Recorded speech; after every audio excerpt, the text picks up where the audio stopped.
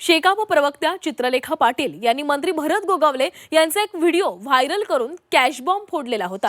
मात्र हा बॉम्ब फुसका असल्याचा दावा गोगावले समर्थकांनी केला। या संदर्भातील एक व्हिडिओ त्यांनी समोर आणलेला आहे। चित्रलेखा पाटील यांनी दाखवलेला व्हिडिओ गोगावले यांच्या घरातील असून यामध्ये एक वृद्ध व्यक्ती गोगावले यांच्या हातामध्ये कागद देते। तो कागद अंगरक्षकाने हातात घेत टेबलावर ठेवला। हाच व्हिडिओ क्रॉप करून चित्रलेखा पाटील यांनी दाखवल्याचं गोगावले समर्थकांकडून सांगितलं जातं।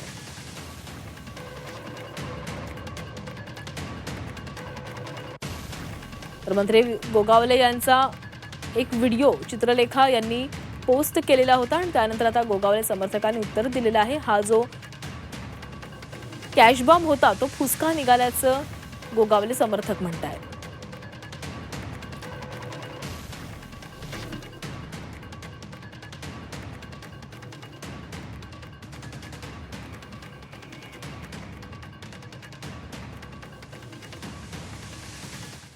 जर तुला काय करायचं होतं तर व्यवस्थित करायला पाहिजे होतं। ते व्यवस्थित आता माझ्या हातामध्ये हे कड आहे, हे कड पण नाही ते दाखवू शकली, ते धागे फक्त दाखवलेत, मग त्यामध्ये ती फसली गेली।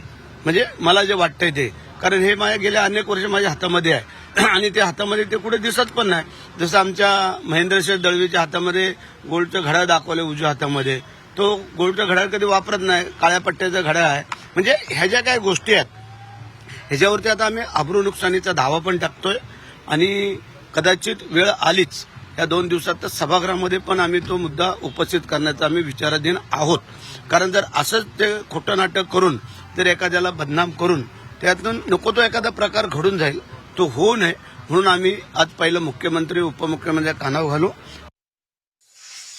व्हायरल करण्याचं सगळं सातत्याने येतं। ठीक आहे ना, आता हे नवीन हे सगळ्या ऍक्टिव्हिटीज निघाल्यामुळे ते लोक तसे करू शकतात, दाखवू शकतात। काय आलं जर आपण असं काय कुठं करत नाही, सापडत नाही आणि मग त्याच्याने काय व्हिडिओच्या माध्यमातून तरी तेवढं काय करणं। पण माझ्या मतदारसंघातल्या, माझ्या जिल्ह्यातल्या माझ्या पूर्ण कार्यकर्ते, मतदार बांधव आणि माझ्या जनतेला पूर्ण माहिती आहे की आपला माणूस कसा आहे, काय आहे, हे अगदी सगळ्यांना स्वच्छंदी माहिती आहे।